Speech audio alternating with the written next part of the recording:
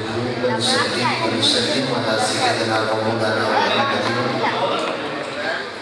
رسوله النبي الكريم الأمين المكين الرؤوف الرحيم. أما بعد أعوذ بالله من الشيطان الرجيم. بسم الله الرحمن الرحيم. والضحى والليل إذا سجى ما ودعك ربك وما قلى وللآخرة خير لك من الأولى ولسوف يعطيك ربك فترضى ألم يجدك يتيما فآوى وولدك ضالا فهدى وولدك عائلا فأغنى فأما اليتيم فلا تقهر وأما السائل فلا تنهر وأما بنعمة ربك فحدث. صدق الله مولانا العظيم.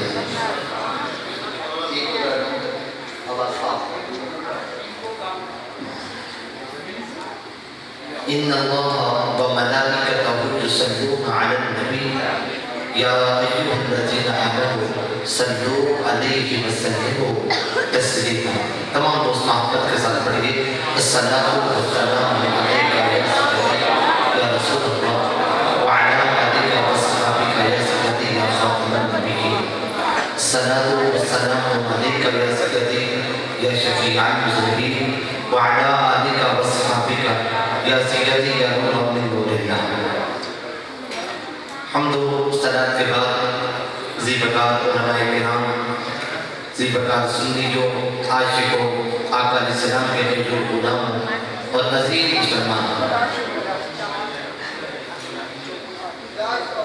لائق صدہ مبارکباد ہیں میرے محترم حاجی اکمل عظیم برک صاحب اور ان کے جمیع معاونین کہ جن کی محنت کاوش اور جد و جہد سے آج ہم سب کو بارگاہ خداوندی اور بارگاہ مصطفی میں حاضری لگوانے کا موقع فراہم ہوا. تو اب اللہ رب العزت ان کی محنت کی کاوش کی جد و جہد اپنی بارگاہ میں قبول و منظور فرمائے اور بعد ازاں ہم سب کو حضور کی محبت و معرفت کا نور عطا فرمائے. دوستان گرامی لمبی چوڑی گفتگو نہیں کرنا چاہ رہا. جو مجھے موضوع عنوان مجھے دیا ہے اسی پر میں گفتگو کروں گا، لیکن آپ دوستوں سے چھوٹی سی گزارش ہے. پہلی دفعہ آیا ہوں میں گفتگو تھوڑی سی علمی بھی کرتا ہوں، علمی گفتگو اس کے لیے ذرا ماحول سنجیدہ ہونا چاہیے. بے شک آپ سبحان اللہ کہیں خواہ نہ کہیں لیکن توجہ سے سنیں. دائیں بائیں جو بچے بول رہے ہیں جو آ رہے ہیں جا رہے ہیں یا ان کو باہر نکالنے یہ نہ ہو. تھوڑی دیر گفتگو ہوگی، توجہ سے آپ نے بیٹھنا ہے. جو موضوع شروع کر رہا ہوں یہ موضوع نیا ہے اور مجھے یقین ہے کہ آپ نے یہ کبھی پہلے سنا نہیں ہوگا.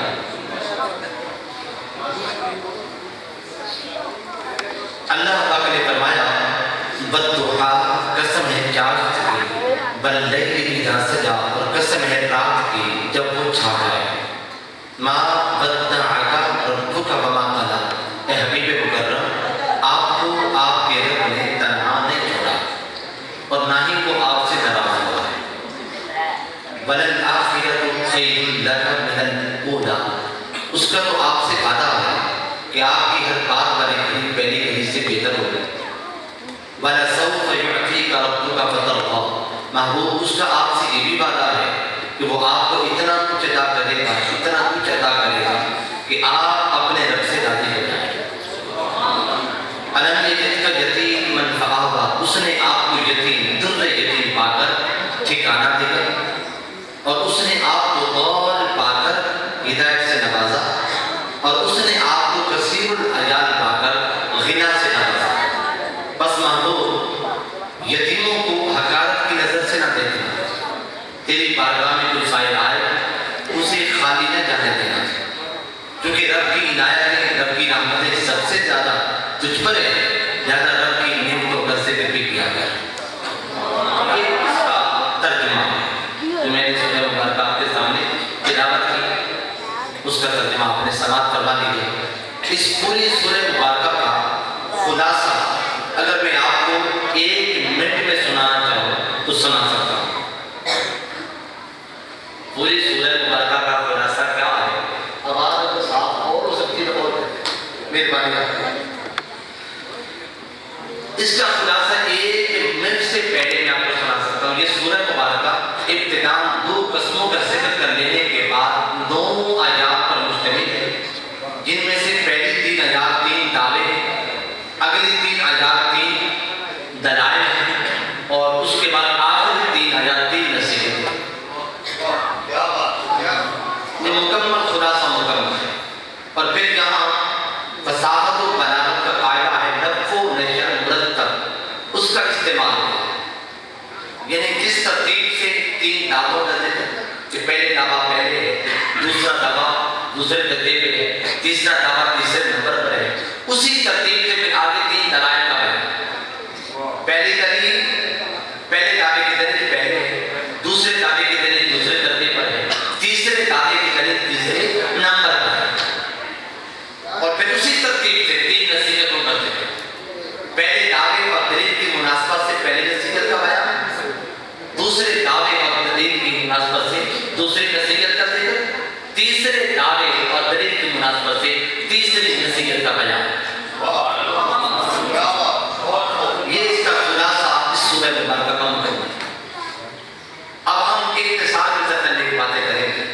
ابتداء چونکہ 2 قسموں کا ذکر ہے، قسم ہے چارج کی اور قسم ہے رات کی. چارج سے کیا مراد ہے، رات سے کیا مراد ہے، آئمہ تفسیر کے مختلف اقوال ہیں. ایک اور امام جعفر صادق رضی اللہ تعالیٰ عنہ کا ہے، وہ فرماتے ہیں چارج سے مراد حضور کی ولادت باسعادت کا دن ہے، جس دن حضور پیدا ہوئے. اور رات سے مراد کیا ہے، رات سے مراد میراج کی شب ہے، جس رات حضور گئے ہیں. کیا مطلب، قسم ہے چارج کی اور قسم ہے رات کی. اے حبیب مکرم، قسم ہے اس دن کی جس دن تو آیا تھا، اور قسم ہے اس رات کی جس رات تو گیا تھا. جب تو آیا تھا تب بھی سونا لگ رہا تھا، اور جب تو گیا تھا تب بھی سونا لگ رہا تھا. پھر چارج سے کیا مراد ہے، رات سے کیا مراد ہے. ایک اور یہ ہے کہ چارج سے مراد حضور کا نور علم ہے، حضور کا علم. اور رات سے مراد کیا، حضور کی شخصیت، حضور کی ذات اور ہستی. حضور کا علم کا ہم اندازہ نہیں کر سکتے. صرف اتنی سی بات، رتب ولا یابس الا فی کتاب مبین. کائنات کی ہر خوش اور تر چیز کا بیان قرآن میں ہے. اور قرآن کدھر ہے، بل هو قرآن مجید فی لوح محفوظ. سارا قرآن لوح محفوظ میں ہے. اور امام حسینی حضور کے سامنے عرض کرتے ہیں، آقا ومن علومک علم اللوح والقلم. آقا لوح محفوظ کا سارا علم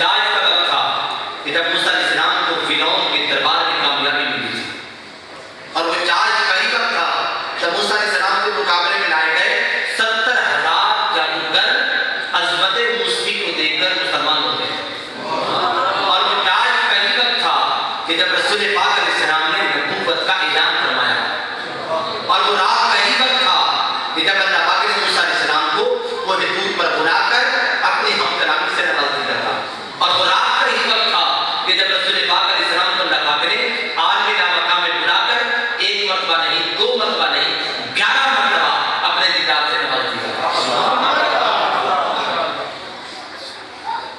پھر چار سے کیا مراد ہے؟ رات سے کیا مراد ہے؟ آئمہ تفسیر فرماتے ہیں چار سے مراد حضور کا چہرہ انور ہے۔ قسم ہے چار کی، قسم ہے اے مصطفیٰ تیرے حسن و جمال کی۔ حضور کا حسن و جمال کون بیان کر سکتا؟ سیدہ میمونہ فرماتی ہے کہ حج کا موقع تھا، میں اپنے والد گرامی کے ساتھ آقا علیہ السلام کی بارگاہ میں آئی۔ حضور کے جلال اور ہیبت کی وجہ سے میں حضور کا چہرہ پاک کو تک نہ سکی، مگر حضور کی پنڈلی پر میری نظر جا پڑی، پنڈلی پر۔ فرماتی ہیں فما نسیتو فیما نسیتو طول الاسبع، عرصہ دراب بھی چکا ہے، آج تک حضور کی پنڈلی کا جو حسن ہے میری آنکھوں کے نیچے اترا نہیں ہوا۔ قدموں پہ جبھی تو رہنے دو، قدموں پہ جبھی تو رہنے دو، چہرے کا تصور مشکل ہے، ابھی جب چاند سے بڑھ کر ایڑی ہے تو رخسار کا عالم کیا ہوگا؟ دنیا کے سارے حسن توڑتے ہیں، جوڑتے نہیں ہیں۔ کسی حسن کو جانے والے یہ پسند نہیں کرتے اس حسن کو کوئی اور بھی پسند کرے، مگر حسن مصطفیٰ یہ توڑتا نہیں، یہ تو جوڑتا ہے۔ پھر زلفوں کا عالم کیا؟ رات سے مراد حضور کی پیاری زلفیں جو کندھوں تک لٹکی رہتی ہیں، اور زلفوں کی خوبصورتی کا عالم کیا؟ قطرے کو سمندر، ذرے کو ستارہ کرتے ہیں، قطرے کو سمندر، ذرے کو ستارہ کرتے ہیں، کونین کو خم آ جاتا ہے جب وہ زلف سوارا کرتے ہیں۔ پھر چار سے کیا مراد ہے؟ رات سے کیا مراد ہے؟ آئمہ تفسیر فرماتے ہیں چار سے مراد حضور کے ظاہری کمالات ہیں۔ پانچویں تفسیر حضور کے ظاہری کمالات، معجزات۔ اشارہ کیا ڈوبے ہوئے سورج کو واپس دھونا، اشارہ کیا چاند کے دو ٹکڑے فرما دیا، اشارہ کیا عربی سے کلمہ پڑھا دیا۔ یہ جو ظاہری کمالات ہیں یہ چار کا مصداق۔ رات سے کا مراد آئمہ تفسیر فرماتے ہیں رات سے مراد حضور کے باطنی کمالات، باطنی کمالات جن تک کسی نبی پیغمبر حضور کی بھی کوئی رسائی نہیں ہوئی ہے، جن کے بارے میں حضور نے فرمایا یا ابا بکر لم یعلمنی حقیقتاً سکارتی، ابو بکر میری شان کیا ہے، رب کے سوا کوئی نبی پیغمبر حضور بھی جان و پہچان نہیں سکتا۔ صاحب محترم یہ میں نے اختصار کے ساتھ دو قسموں میں سے رکھے۔ اب ہم آتے ہیں اختصار کے ساتھ 3 دعووں کی طرف اور 3 دلائل کی طرف اور 3 نصیحتوں کے بیان کی طرف۔ آپ سے گزارش ہے جس طریقے سے سناٹا خاموشی ہے اسی ماحول کو ذرا قائم رکھنا ہے، کیونکہ گفتگو اتنی بھی ہے نئی گفتگو کی ذرا مشکل بھی ہے۔ پہلا دعویٰ ہے ما ودعک ربک وما قلی، میرے مصطفیٰ تیرے رب نے تجھے تنہا نہیں چھوڑا۔ وہ تجھ سے ناراض نہیں ہوا، دعویٰ کر دیا۔ دلیل کیا دی؟ الم یجدک یتیما فآویٰ، معبود اگر تجھے چھوڑنا ہوتا تو تجھے ٹھکانہ دیا جاتا، تجھے چھوڑنا ہوتا تو تجھے ٹھکانہ دیا جاتا۔ یہ جو تجھے ٹھکانہ دیا گیا ہے نا یہ اس بات کی دلیل ہے کہ ہم نے تجھے تنہا نہیں چھوڑا۔ دعوے میں دلیل میں مناسبت ہے، اور پھر آگے دیکھیں نصیحت کی اما الیتیم فلا تقہر، کیونکہ تجھے ہم نے ٹھکانہ دیا ہے نا تو بھی اوروں کے لیے ٹھکانہ بن جا، کیونکہ تجھے ٹھکانہ دے دیا ہے نا لہذا تو بھی اوروں کے لیے ٹھکانہ بن جا۔ اب ہم یہ نصیحت کریں، اب ہم اس کو ایک تھوڑی سی وضاحت کے ساتھ بولتے ہیں۔ ما ودعک ربک وما قلی، یہ دعویٰ۔ اب اس میں ما ودعک اور ما قلی یہ دونوں ماضی کے سیغے، ماضی ماضی سیغے۔ مانا کیا ہے؟ میرے مصطفیٰ یاد تو کر جب زمانے ماضی میں تجھے تیرے رب نے کبھی بھی تن و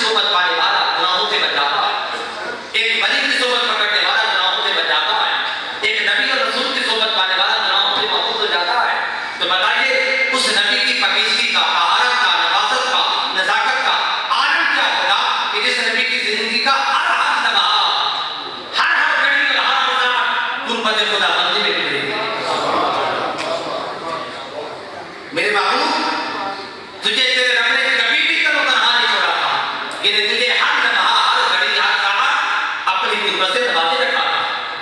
اور پھر آگے دلیل کیا ہے؟ ماں ودعک ربک وما قلی. یہ دعویٰ کہ تجھے تیرے رب نے کبھی بھی تن و تنہا نہیں چھوڑا. یاد رکھیں یہ آیت کریمہ تب نازل ہوئی تھی جب کفار و مشرکین نے حضور کی ذات پر تنقید اور طعن کیا. ان کو ان کے رب نے چھوڑ دیا ہے, وہ ان سے ناراض ہو چکا ہے, عرصہ بیت چکا وہی نہیں آئی. یاد رکھیں یہ بات ذہن نشین فرما لیں, جب بھی تابعدار کائنات علیہ السلام کی گستاخی آقا علیہ السلام کی شان میں ہرزہ سرائی ہوئی, اللہ رب العزت نے دو خاص اہتمام فرمائے. کتنے؟ دو خاص اہتمام. ایک تو یہ میرے مصطفیٰ اپنے گستاخوں کو جواب تو نے نہیں دینا, تو نہ دینا, جواب ہم دیں گے. میں جواب تو نہیں دوں گا, اس لیے اگر آپ جواب دیں گے آپ کا جواب حدیث سے پاک میں لکھا جائے گا. آپ کا جواب حدیث سے پاک میں لکھا جائے گا. بعد میں بقینت بقیدت لوگ آئیں گے جن کا ایمان ضعیف ہوگا نا, اس جواب کو پھر ضعیف قرار دے کہیں گے تو جواب نہ دینا, کیونکہ تیرا جواب تو حدیث سے پاک میں لکھا جائے گا. جن کا ایمان ضعیف ہوگا اس جواب کو بھی پھر وہ ضعیف خیال کیا کریں گے. میرے مصطفیٰ جواب ہم دیں گے, کیونکہ جب ہم جواب دیں گے نا ہمارا جواب لکھا جائے گا قرآن پاک میں, اور دنیا کا کوئی بد سے بد شخص بھی اس کو پھر ضعیف قرار دینے کی جرات نہیں کر سکے گا. ایک اہتمام. دوسرا اہتمام بھی میرے مصطفیٰ جو تیری گستاخی کرے گا نا, جو تیری گستاخی کرے گا ہم تو پھر اسے منہ نہیں لگائیں گے, اس سے ہم بات ہی نہیں کریں, بات ہم پھر تجھ سے کریں گے. چنانچہ عاصم بن وائل نے حضور کی گستاخی کی, یہ ابتر ہے ان کی نسل ختم ہو گئی.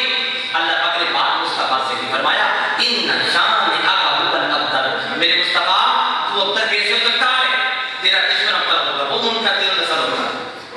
بات مصطفیٰ سے ولید بن مغیرہ نے حضور کی گستاخی میں گستاخی کی, کہا کہ یہ مجنون ہے. اللہ پاک نے بات اس سے نہیں کی, بات مصطفیٰ سے کی, کہا ما انت بنعمت ربک بمجنون. مصطفیٰ تو مجنون کیسے ہو سکتا ہے, تیرا دشمن مجنون ہے. حضور کی رسالت کو جھٹلایا گیا, یہ نبی نہیں ہے, یہ رسول نہیں ہو سکتے, جھٹلایا گیا. اللہ پاک نے مخاطب مصطفیٰ کی ذات کو بنایا, فرمایا کیا تھی والقرآن الحکیم انک لمن المرسلین. ایسے کہ تو پہچان قرآن حکیم کی قسم ہے, بے شک تو رسولوں میں سے. حضور کی شان شاہدیت کا, شان مبشریت کا, شان نذیریت کا مذاق اڑایا گیا. یہ مبشر نہیں ہے, نذیر نہیں ہے. اللہ پاک نے مخاطب مصطفیٰ کی ذات کو بنایا, فرمایا انا ارسلناک شاہدا ومبشرا ونذیرا. علی تھا مخاطب مصطفیٰ کی ذات کو بنا رہا ہے, وہ حضور کی گستاخی کر رہے ہیں, تو بات ان سے کر. اللہ پاک کی طرف سے جواب آتا ہے بندو یہ تو پہلے میرے مصطفیٰ کی ضرورت میری گالی ہے, اب اگر میں پھر دوبارہ شان مصطفیٰ انہیں سناؤں یہ تو پھر انکار کر دیں گے. نہیں میرے مصطفیٰ میں تیری شان ان کو صرف سناتا ہوں, مگر مخاطب میں تجھے بناتا ہوں تاکہ ادھر سے بھی اقرار رہے, ادھر سے بھی اقرار رہے, ادھر سے بھی انکار نہ ہو, ادھر سے بھی انکار نہ ہو. ماں ودعک ربک وما قلی. میرے حبیب تجھے تیرے رب نے تن و تنہا نہیں چھوڑا. یہ دعویٰ کیا دلیل کا الم یجدک یتیما فآویٰ.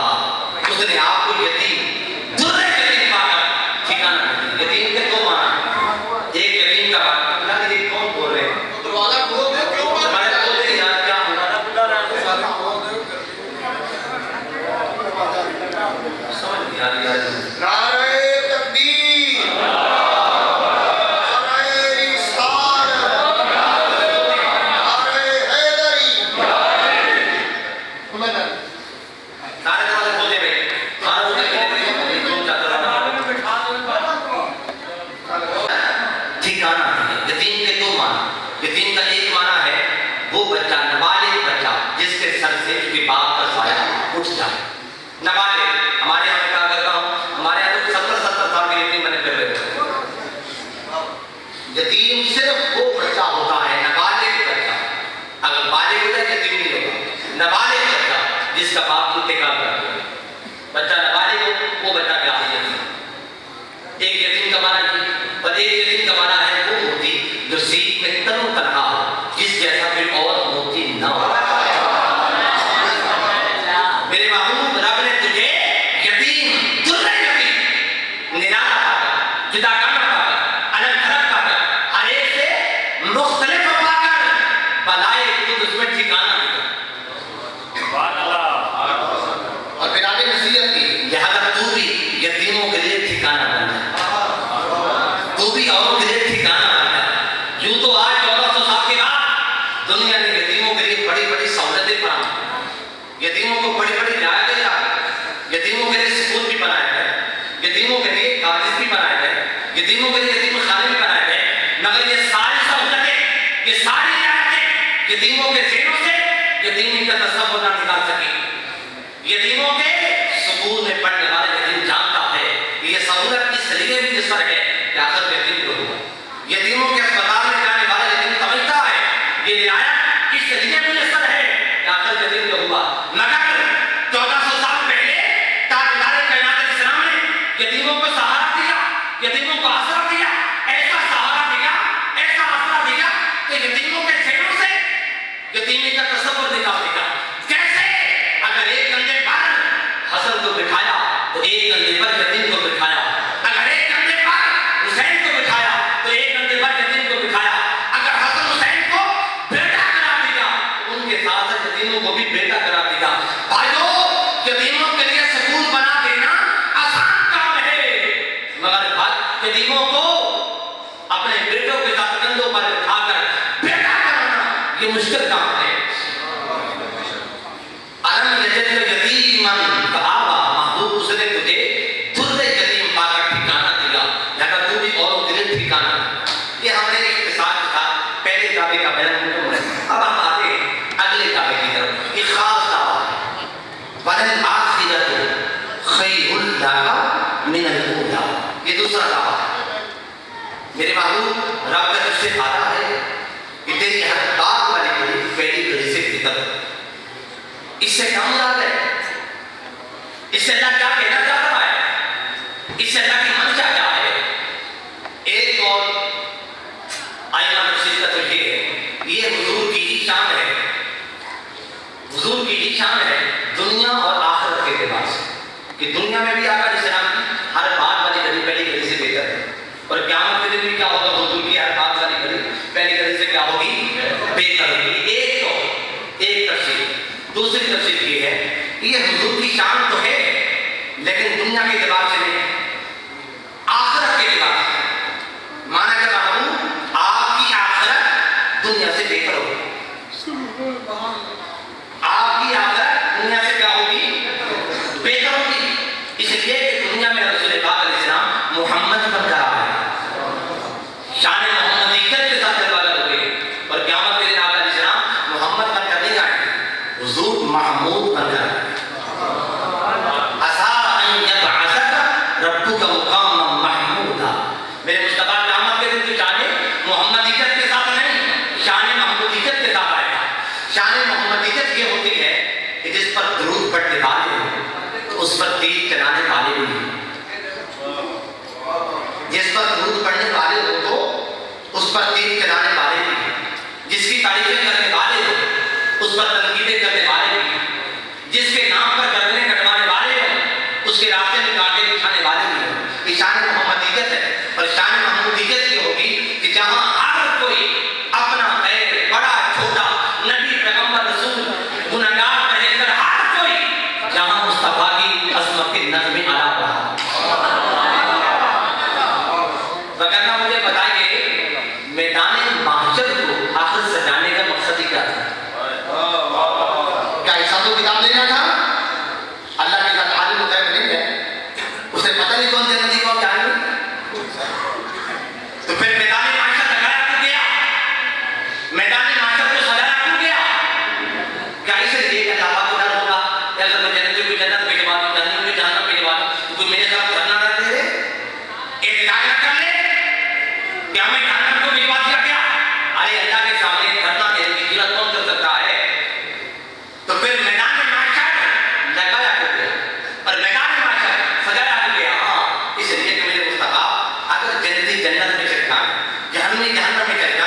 تیری شان کو دیکھے بغیر جنت جنت میں جہنم جہنم میں تو تیرے ہاتھ میں لواء الحمد کون دیکھے گا؟ شفاعت عظمیٰ کا سیرا تیرے سلیمہ پر کون دیکھے گا؟ حوض کوثر میں بھرے ہوئے جام تیرے ہاتھ میں کون دیکھے گا؟ پر صراط پر سہارے توبہ تجھے کون دیکھے گا؟ فقط اتنا سبب تھا انعقاد بزم ماجر کا کہ تیری شان محبوبی دکھائی جانے والی مقصود یہ تھا کہ آج یہاں انبیاء بھی آ جائیں اولیاء بھی آ جائیں صلحاء بھی آ جائیں کفار بھی آ جائیں فساق بھی آ جائیں اپنے بھی آ جائیں غیر بھی آ جائیں ہر طرح کے لوگ آ جائیں جنت میں جانے والے بھی آ جائیں جہنم میں جانے والے بھی آ جائیں آ جائیں ایک آنکھ سے دیکھ لیں کہ جس کو جنت مل رہی ہے مصطفیٰ کی وجہ سے مل رہی ہے اور جس کو جہنم مل رہی ہے مصطفیٰ کی وجہ سے مل رہی ہے وَلَلْآخِرَةُ خَيْرٌ لَكَ مِنَ الْأُولَىٰ محبوب آپ کی دنیا نہیں آپ کی آخرت دنیا سے بہتر ہو پھر اس کا کیا معنی ہے اس سے اللہ کی کیا منشا ہے اس سے اللہ کیا کہنا چاہتا ہے تیسری طرف آئمہ تفسیر فرماتے ہیں اس کا معنی ہے وَلَلْآخِرَةُ خَيْرٌ لَكَ مِنَ الْأُولَىٰ اس کا معنی ہے محبوب آپ کی زندگی کا جو آخری لمحہ ہوگا نا وہ آپ کی زندگی کے تمام لمحات سے بہتر ہوگا آپ کی زندگی کا لمحہ آخری آپ کی زندگی کے تمام لمحات سے کیا ہوگا اس آیت کا معنی یہ ہے کیسے بہتر ہوگا حدیث پاک میں آتا ہے رسول پاک علیہ السلام کا وقت مثال آیا ملک الموت حاضر عرض کیا اللہ نے بھیجا ہے اور یہ فرمان دے کے بھیجا اگر آپ کی اجازت ہوگی تو آپ کو لے کے چلیں گزرنا نہیں آقا علیہ السلام نے فرمایا پھر جاؤ اللہ تعالیٰ سے کہو مجھے میری امت کے بارے میں کوئی خوشخبری سنا ملک الموت گئے ہو کے واپس عرض کیا اللہ پاک نے فرما رہا ہے کہ آپ کے لیے خوشخبری یہ ہے کہ جو کوئی آپ کا امتی اپنے مرنے سے 1 سال قبل توبہ کر لے گا نا ہم اس کو چھوڑ دیں گے چھوڑ دیں گے آقا علیہ السلام نے خوشخبری نہیں دوبارہ گئے وہ کہ واپس آئے عرض کیا اللہ فرما رہا ہے خوشخبری یہ ہے کہ جو کوئی امتی اپنے مرنے سے 40 دن قبل بھی توبہ کر لے گا نا ہم اسے چھوڑ دیں گے حضور نے فرمایا نہیں خوشخبری یہ نہیں ہے کوئی کیسے جان سکتا ہے کہ اب مرنے میں 40 دن باقی ہے خوشخبری لے کے آؤ دوبارہ گئے وہ کہ واپس آئے عرض کیا اب اللہ فرما رہا ہے آپ کا جو بھی امتی اپنے مرنے سے 1 دن قبل بھی توبہ کر لے گا ہم اسے چھوڑ دیں حضور نے فرمایا یہ بات ہم زدگی کی ہے یہ تو بات پریشانی کی ہے کوئی کیسے جان سکتا ہے کہ مرنے میں 1 دن باقی ہے خوشخبری لے لیا دوبارہ گئے ہو کے واپس آئے عرض کیا اللہ بات فرما رہا ہے خوشخبری یہ ہے کہ آپ کا جو بھی امتی حالات رضا کے قائل ہو جانے سے پہلے اگر توبہ کر لے گا نا ہم اسے چھوڑ دیں گے آپ کا اسلام بات وہی ہے بات تو ہے پریشانی کی کوئی کیسے جان سکتا ہے کہ حالات رضا قائل ہونے والی ہے یہ تو کوئی نہیں جان سکتا خوشخبری لے کے آؤ دوبارہ گئے ہو کے واپس آئے عرض کیا اللہ پاک نے خوشخبری یہ دی ہے کہ آپ کا جو کوئی امتی حالت رضا کے قائل ہو جانے کے بعد اگر توبہ کر لے گا تو اسے میری رحمت سنبھالے گی اور اگر توبہ نہ کر سکا تو پھر آپ کی شفاعت سنبھالے پھر آپ کی شفاعت سنبھالے گی اس پر حضور نے فرمایا الآن عطا قلبی ہاں اب میرا دل مطمئن ہو گیا مجھے وہ سکون مل گیا جو سکون مجھے زندگی بھر نہیں ملا تھا یہ کلمہ کا معنی یہی ہے وَلَلْآخِرَةُ خَيْرٌ لَكَ مِنَ الْأُولَىٰ محبوب آپ کی زندگی کا جو آخری لمحہ ہوگا وہ آپ کی زندگی ظاہر حیات کے تمام لمحات سے بہتر ہوگا پھر چوتھی طرف اس کا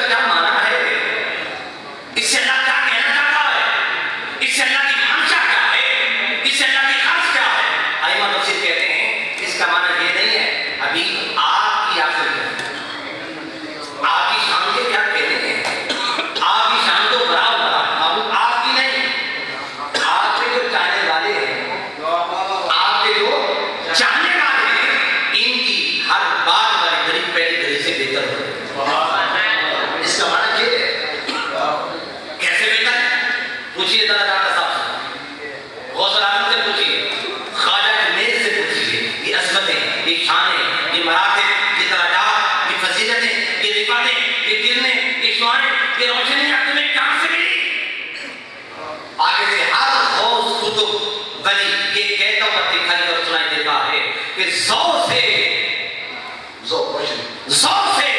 उस खुर्शीद की अख्तर मेरा काबिंदा है, जोर से उस खुर्शीद की अख्तर मेरा काबिंदा है कि चांदनी उसके गुब्बारे राज़े शर्मिंदा।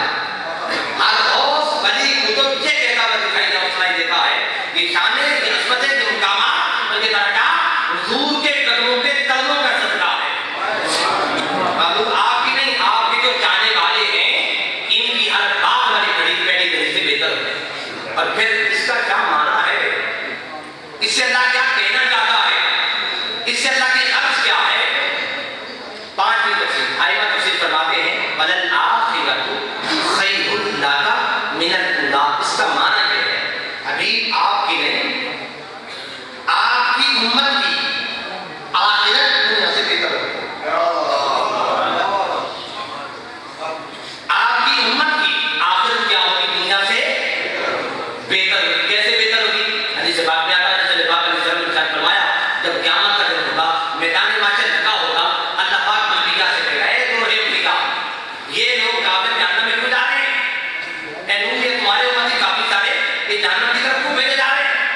ए आदम कहीं के पास नहीं गए थे? ए ज़करिया और याहया कहीं को तुमने मेरा पैगाम नहीं पहुंचाया था?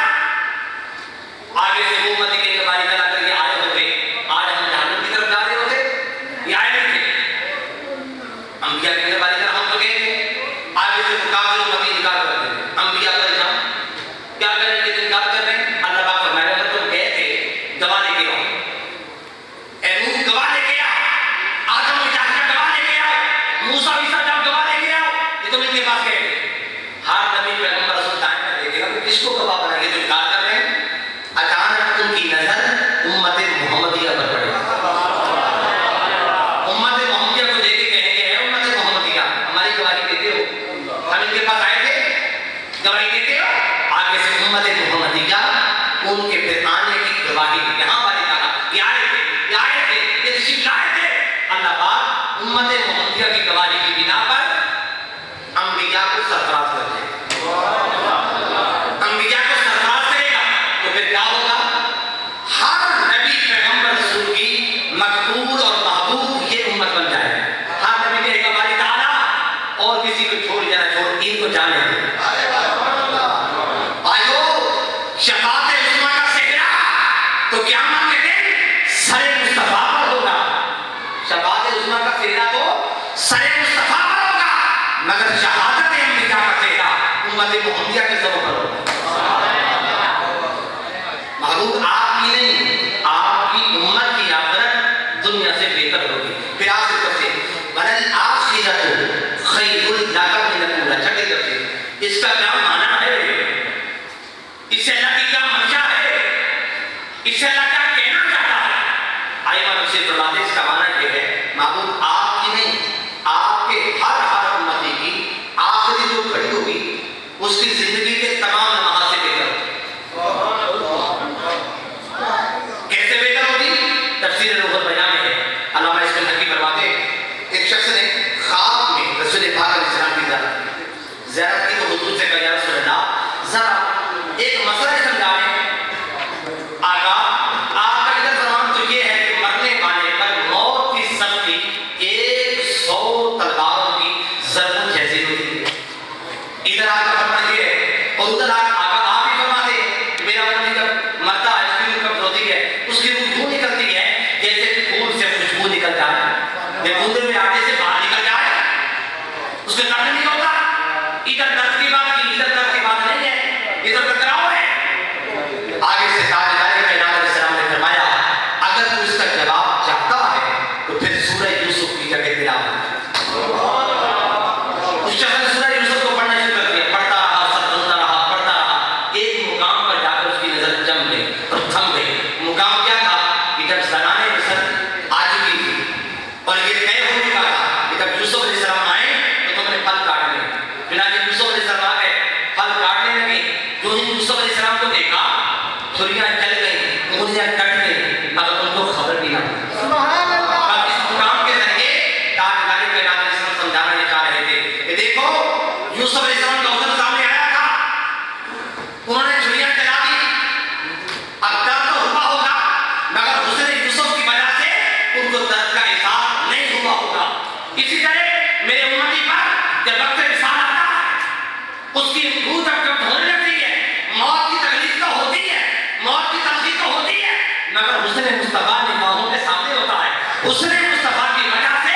को दर्द का एहसास नहीं होता है। वलल आखिरतु खैरुल लका मिनल ऊला। मेरे महबूब आपकी जिंदगी का हर लम्हा आखिरी जो लम्हा है, हर लम्हा से बेहतर होगा। ये इसकी 6 तफसीरें मैंने कर दी हैं इख्तिसार के साथ। अब हम थोड़ा सा आगे बढ़ते हैं। ये दावा अल्लाह पाक ने किया। अब इस पर दलील क्या है? दलील है महबूब याद कीजिए, जब रब ने आपको दौल पाया तो हिदायत से नवाज दिया। अब दावे में दलील में क्या है? मुताब करते कैसे? दावा क्या था? उसने उस आपकी हर आखिरी घड़ी पहली घड़ी से क्या होगी? बेहतर होगी। दावा कर दिया। दलील क्या है? मेरे हबीब मुकर्रम आपको उसने दौल पाकर हिदायत से नवाज दिया, लेकिन आपकी आखिरी घड़ी को पहली घड़ी से बेहतर कर दिया। ये याद रख ले, ये वो आयत करीमा है जिसको बड़े बड़े मुतरजमी पढ़कर ये तर्जुमा करते हुए गुमराह हो गए, उनके कदम फिसल गए। और ये आयत करीमा क्या है? एक मेयार है कुरान मजीद के सही तर्जुमा होने का कि जब आप इसका तर्जुमा पढ़ेंगे, अगर इसके अंदर इसके रसूल नजर आए तो समझ लें कि तर्जुमा क्या है सही। और अगर इस आयत करीमा के अंदर जो है तर्जुमे के अंदर इसके रसूल नजर ना आए तो फिर समझ लें कि तर्जुमा क्या है, गलत नहीं है। इसका माना क्या है? आमतौर पे मुतरजमीन इसका तर्जुमा ये करते हैं, अल्लाह पाक ने माज़ल्ला हुजूर को गुमराह पाया और फिर अल्लाह पाक ने आपको हिदायत दे दी। याद रख लें कि तर्जुमा करने वाले खुद ही गुमराह हो गए। इसका तर्जुमा क्या है? इसका माना क्या है? इसके बहुत से माने। एक माना सैयदना जुनैद बगदादी अलैहिर्रहमा ने वो फरमाते हैं कि कौल अरबी जुबान का लफ्ज़ है। अरबी जुबान में कौल कहते हैं मुताहज्जिर को, हैरत ज़दा, जो हैरान होता है उसको क्या कहते हैं? कौल कहते हैं। अल्लाह का फरमान आ गया मुस्तफा, याद कीजिए जब रब ने तुझे हैरान पाया था, हुजूर कब हैरान हो गए थे? मुफस्सिरीन ने क्या फरमाते हैं? हुजूर इस्लाम कब हैरान हुए थे? जब आयात आती, अल्फाज आते, एक एक लफ्ज़ के एक ही मानी होते, मतलब होते, आका इस्लाम हैरान हो जाते कि इस लफ्ज़ का कौन सा माना करें, कौन सा माना ना करें, कौन सा माना मकसद इलाही के ज़्यादा करीब होगा, कौन सा माना मकसद इलाही के ज़्यादा करीब नहीं होगा। आका इस्लाम हैरान हो जाते। तो फिर क्या किया? अल्लाह पाक ने हर माने का तायीन कर दिया। मेरे मुस्तफा इस लफ्ज़ का माना ये कर ले, इसका माना ये कर ले, इसका माना ये फरमा ले। यहाँ उस ज़माने की बात की जाए। मेरे मुस्तफा याद कीजिए, जब रब ने तुझे कुरान के अल्फाज के मानी के तायीन के सिलसिले में हैरान पाया था, फिर क्या किया? कहा उसने तुझे उस हैरत ज़दगी की कैफियत से बाहर निकाल दिया। फिर बाहर, इसका क्या माना है? इससे अल्लाह क्या कहना चाहता है? आइमा तफसीर फरमाते हैं, कौल अरबी जुबान का लफ्ज़ है। अरबी जुबान में कौल कहते हैं नामुनासिब जगह, इसको कहते हैं तो गंदी जगह हो, नापाक जगह हो, गलत जगह। और याद रख लें, आका इस्लाम को अल्लाह रब्बुल इज़्ज़त ने नबूवत के ऐलान से पहले भी नामुनासिब जगहों से बचाए रखा। मौलाना नीचे खुदा फरमाते हैं, एक दफा ऐसा हुआ कि नबूवत के नाम से कबल रसूल पाक अलैहि सल्लम जाते एक ऐसी महफिल में जा पहुंचे जहां खेत कूद हो रहा था, लहू लहान हो रहा था। तो ही आका ऐसा वहां पहुंचे, अल्लाह रब्बुल इज़्ज़त ने रसूल पाक अलैहि सल्लम पर नींद तरी कर दी। हुजूर जाके सो गए। ऐसा सोए कि आका अलैहि सल्लम कौन आता रहा, कौन जाता रहा, क्या करता रहा, हुजूर को खबर भी ना हुई। यहाँ उस जमाने की बात की जा रही है। मेरे मुस्तफा याद कीजिए, जब एक मरतबा आपने तुझे एक नामुनासिब जगह पे पाया था तो फिर बहाना उसने तुझे कैसे साफ साफ बचा लिया था। फिर इसका क्या माना है? इससे अल्लाह क्या कहना चाहता है? इससे अल्लाह की मंशा क्या है? आइमा तफसीर फरमाते हैं, कौल अरबी जुबान का लफ्ज़ है। इसका माना होता है नासी, भूल जाने का, जो सब कुछ भूल जाए उसको क्या कहते हैं? कौल। जिसे कुछ भी याद ना रहे उसे क्या कहते हैं? कौल। अभी याद कीजिए, जब रब ने तुझे सब कुछ भूलने वाला पा लिया, सब कुछ भूल गए थे। कब भूल गए थे? ये कौन सा लम्हा था? आइमा तफसीर फरमाते हैं, ये वो वक्त था जब रसूल पाक अलैहि सल्लम मेराज की शब हुजूर ने जाकर अल्लाह पाक को देखा। जो ही हुजूर ने जाकर अल्लाह पाक को देखा, हुजूर सब कुछ भूल गए। मैं कहां से आया,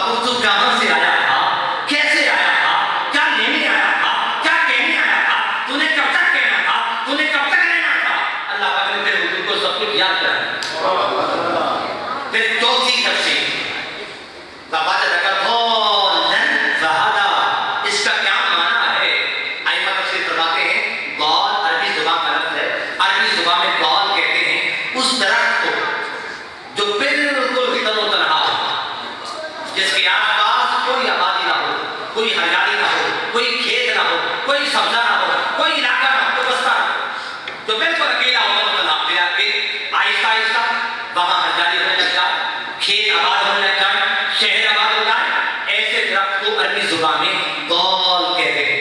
اللہ پاک نے تشبیہ کی زبان میں بات کی. میرے مصطفیٰ یاد کیجیے جب رب نے تجھے طول نامی درخت کی طرح تن تنہا پایا تھا، تو اکیلا تھا، تیرے آس پاس کوئی نہیں تھا، ابو بکر بھی نہیں تھا، عمر بھی نہیں تھے، عثمان علی بھی نہیں تھے. پھر کیا کیا؟ فہدا، رب نے لوگوں کو تیری طرف متوجہ کر دیا. آہستہ آہستہ لوگ آتے چلے گئے، کعبہ بنتا چلا گیا، پورا کا پورا گلشن اسلام اور گلشن ہدایت تیار ہو گیا. پھر بابا نے کہا ضالن فہدا، اس کا کیا معنی ہے؟ اس سے اللہ کی کیا منشا ہے؟ اس سے اللہ کیا کہنا چاہتا ہے؟ ائمہ تفسیر فرماتے ہیں ضالن اس کا معنی ہے ناواقفیت. ناواقف، جو ناواقف ہو اس کو بھی کیا کہتے ہیں عربی زبان میں؟ ضال کہتے ہیں. یہ کون سا لمحہ تھا جو ناواقف سے یاد رکھ لیں.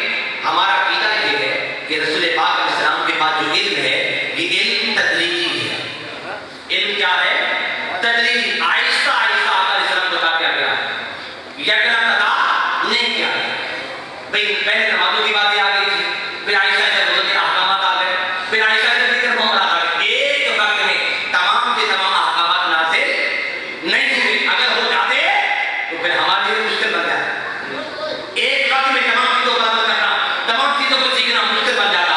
اللہ رب العزت نے آہستہ آہستہ آقا علیہ السلام کی طرف یہ احکامات نازل کیے. اللہ پاک یہاں یہ فرما رہے ہیں مصطفیٰ یاد تو کر جب رب نے تجھے کچھ معاملات میں ناواقف پایا تھا.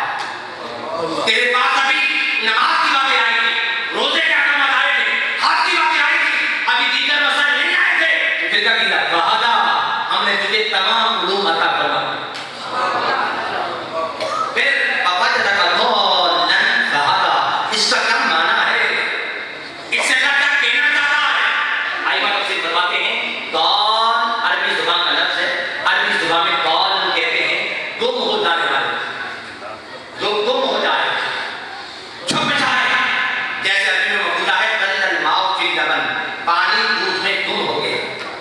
جو گم ہو جائے، گمنام ہو جائے. مانا کیا ہے؟ میرے مصطفیٰ یاد تو کر جب رب نے تجھے گمنام پایا تھا، تجھے پہچانے والا کوئی نہیں تھا، تجھے جاننے والا کوئی نہیں تھا، تیری شناخت کسی کو نہ تھی، تیری معرفت کسی کو نہ تھی. پھر کیا کیا؟ فہدا، ہم نے ہر سو تجھے مشہور کر دیا. پھر ضالن، اس کا معنی کیا ہے؟ اس سے اللہ کیا کہنا چاہتا ہے؟ ائمہ تفسیر فرماتے ہیں ضال کا ایک معنی راستہ بھول جانا بھی ہے. راستہ بھول جانا بھی ہے. کیا حضور راستہ بھول گئے تھے؟ ہاں. ائمہ تفسیر فرماتے ہیں شیخ عبدالحق محدث دہلوی فرماتے ہیں بچپن میں 5-6 سال حضور کی عمر پاک تھی. سیدہ حلیمہ سعدیہ آقا علیہ السلام کو لے کے آ رہی تھی آپ کے والدین سے گھر والوں سے ملوانے کے لیے. راستے میں ٹینڈر پڑتا تھا، حضور کو ایک مقام پہ کھڑا کی، بیٹا یہاں کھڑے ہو، میں ابھی آ رہا. آپ کی دور نکل رہی اور آقا علیہ السلام کی گیٹ دیکھنے کے لیے آ رہے اور واپس آتے ہوئے اس مقام پر حضور پہنچ نہ سکے، راستہ بھول گئے. یہاں اس زمانے کی بات نہیں آ رہی. میرے مصطفیٰ یاد تو کر جب تو بچپن میں ایک دفعہ واپس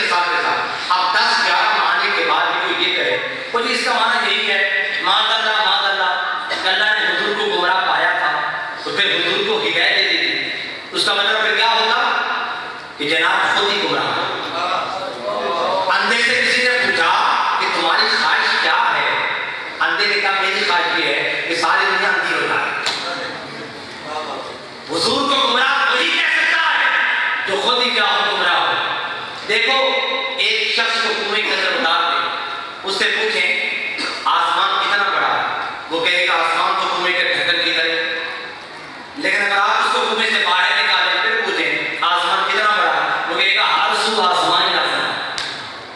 بھائیو جب تک انسان بات اعتقادی کی بستی میں رہتا ہے اس کو محمد مصطفیٰ صرف انسان دکھائی دیتے ہیں، صرف بشر دکھائی دیتے ہیں، مگر جب انسان حسن اعتقاد کی بلندی پر آتا ہے، جیتا جیتا دیکھتا ہے، مصطفیٰ کے عظمت و شان دکھائی دیتی ہے۔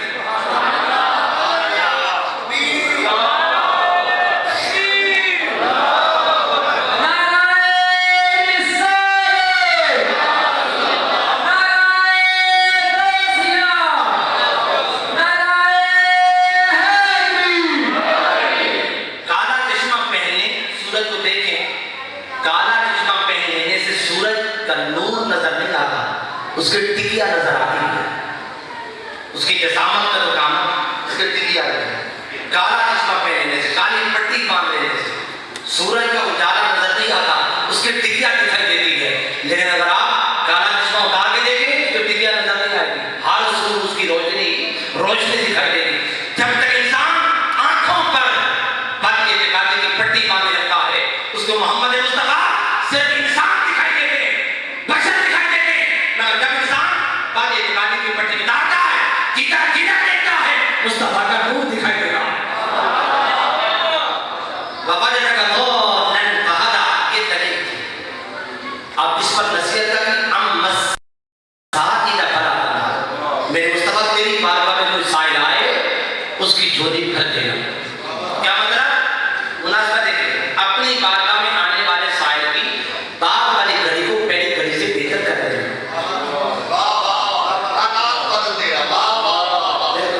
اپنی بارگاہ میں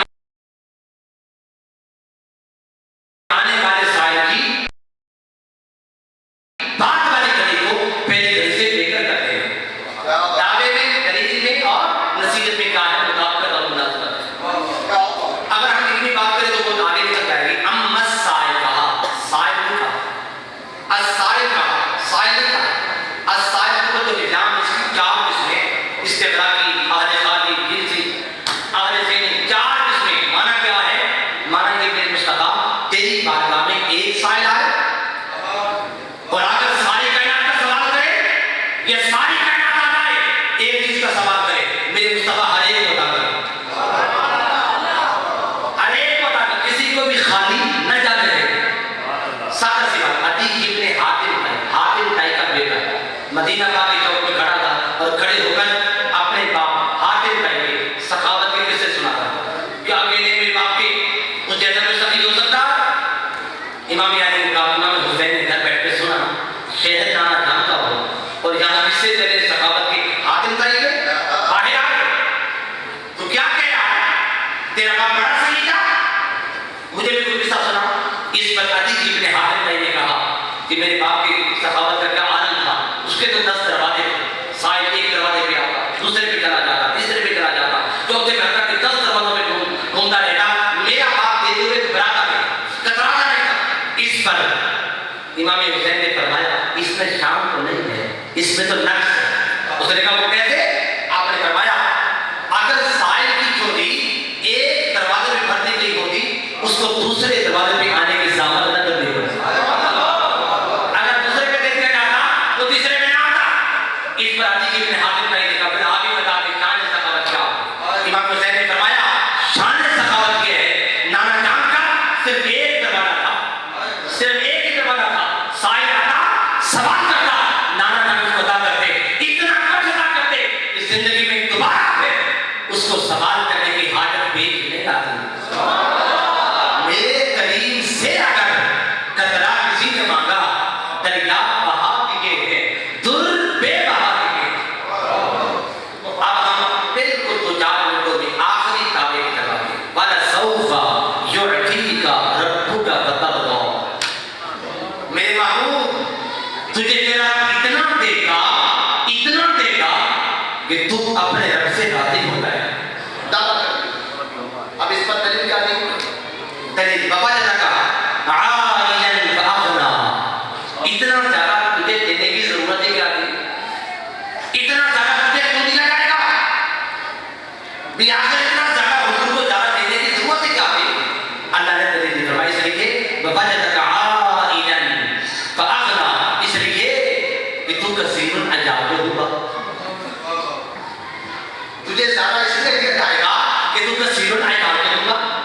تیری امت سب سے بڑی امت ہے، تیری اولاد سب سے زیادہ اولاد ہے، تو کثیر العیال ہے، اس لیے تجھے سب سے زیادہ دیا ہے۔ بھائیو سادہ سی بات مجھے بتائیے، ان محافل کے ذریعے، ان عبادات کے ذریعے، ان بندگیوں کے ذریعے ہم کیا چاہتے ہیں؟ کیا چاہتے ہیں؟ یہی نام اللہ راضی ہو جائے، یہی چاہتے ہیں اللہ راضی ہو جائے، مگر سنیے اللہ چاہتا ہے قتل اللہ میرا مصطفیٰ انبیاء اولیاء صالحاء علماء ورثاء عبادات کے ذریعے طاعات کے ذریعے یہ چاہتے ہیں، یہ چاہتے ہیں اللہ راضی ہو جائے، مگر اللہ چاہتا ہے قتل اللہ مصطفیٰ تو راضی ہو جائے۔ ارے ساری مخلوقات مل کر، سارے خلائق و ملائک مل کر مصطفیٰ جیسے نہیں ہو سکتے، ان کی تو بولی اور ہے، مصطفیٰ کے لیے خدا کی بولی اور ہے۔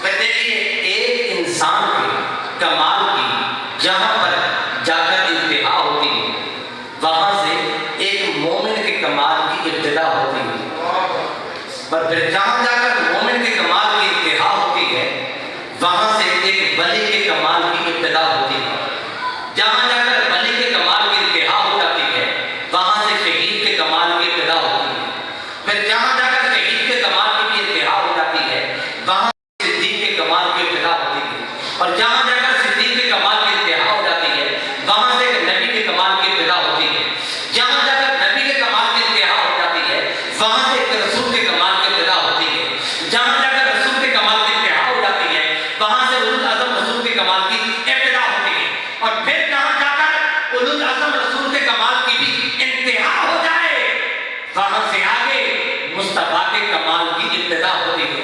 بھائیو حضور کے کمال کی ابتدا کہاں سے ہو رہی ہے اس کا تو ہمیں اندازہ ہے، مگر حضور کے کمال کی انتہا کہاں ہو رہی ہے اس کی ہمیں کوئی خبر نہیں۔ دیکھیں انسان نے ایک گلے میں کیا بات ہے، علماء سے پوچھئے صرف ایک بات ہے، کتنی باتوں میں؟ انسان میں اور گلے میں صرف ایک بات میں فرق ہے، ان میں منطق کے اعتبار سے بات کریں، ایک بات میں فرق ہے، کیا ہے؟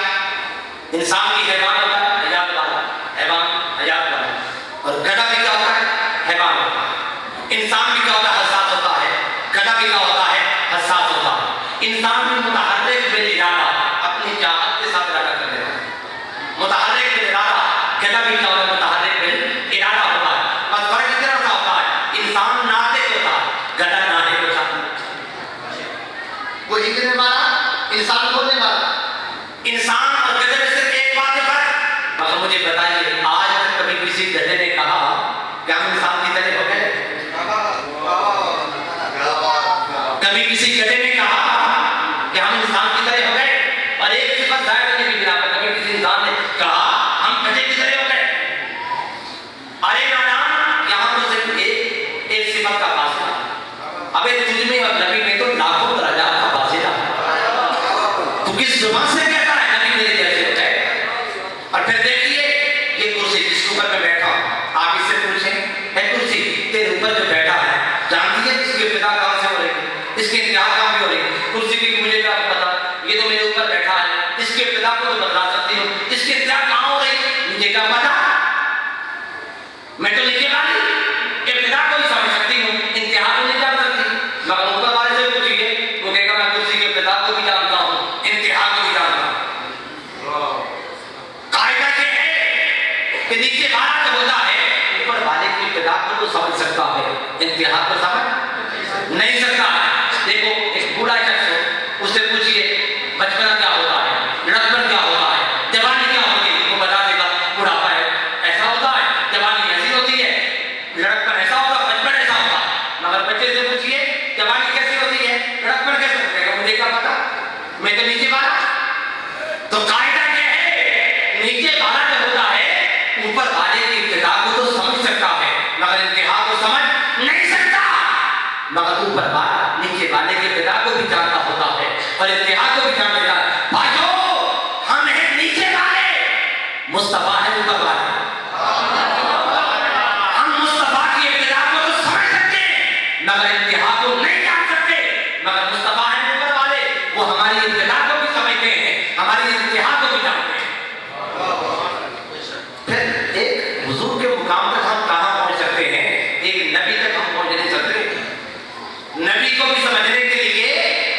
نبی کو بھی سمجھنے کے لیے کم از کم نبی ہونا ضروری ہے. ارے نانا جب تیرے پاس نبوت ہی